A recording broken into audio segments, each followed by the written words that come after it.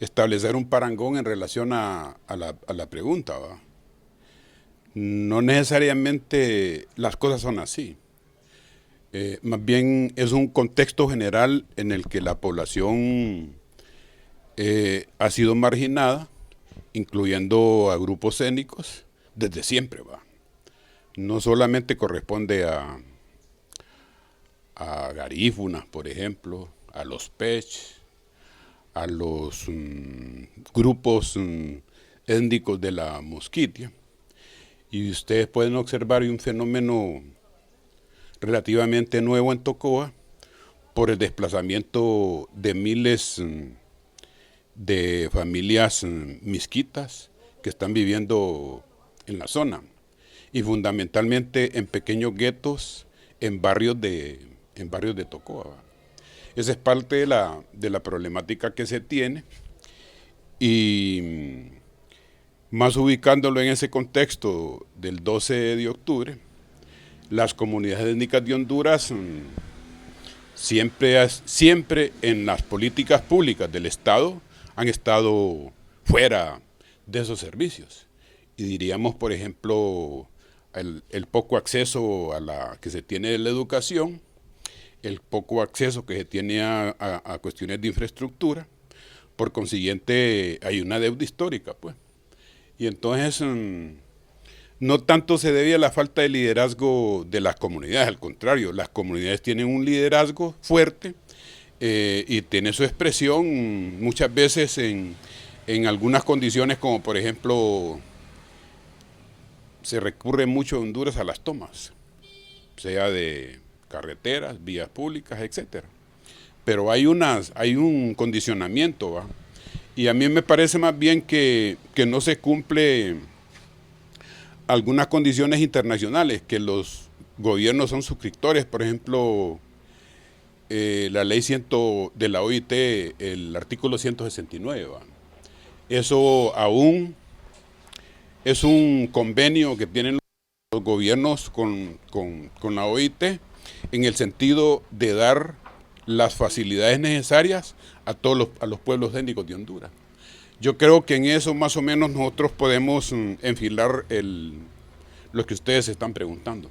Licenciado, esto implica que más que falta de liderazgo es directamente una poca seguridad que brinda el gobierno a las diferentes etnias, teniendo en cuenta lo que usted ha manifestado, el desplazamiento de ciudadanos de la Mosquitia, a razón de que directamente el narcotráfico, la violencia se ha incrementado y por ende están buscando mejores oportunidades en la ciudad.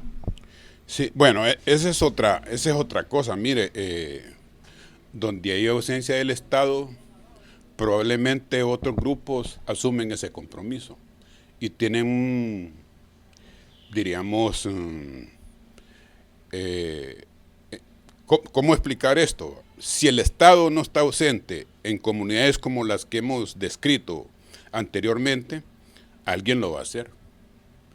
Y hay un ejemplo claro en México, solo para graficar un poco el problema. Mire, en México, donde el Estado no está, el narcotráfico suple ese papel, ¿va? Da opciones de trabajo, etcétera. Pues hay condiciones, pues crean condiciones. Aquí, más bien en América Latina, donde hay ausencia del Estado, el rol lo asume el crimen organizado.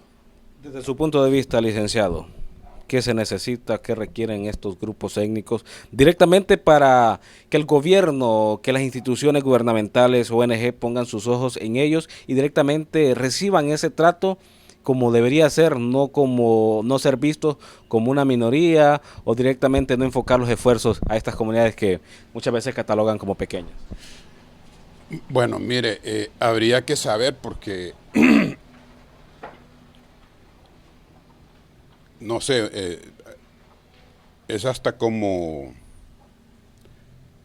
dar una respuesta a lo que siempre se ha preguntado. Uno corre riesgo de más bien de señalar cosas que no son correctas. A mí me parece que los gobiernos, en primer lugar, tienen respuestas, porque las tienen. Es decir, se han firmado convenios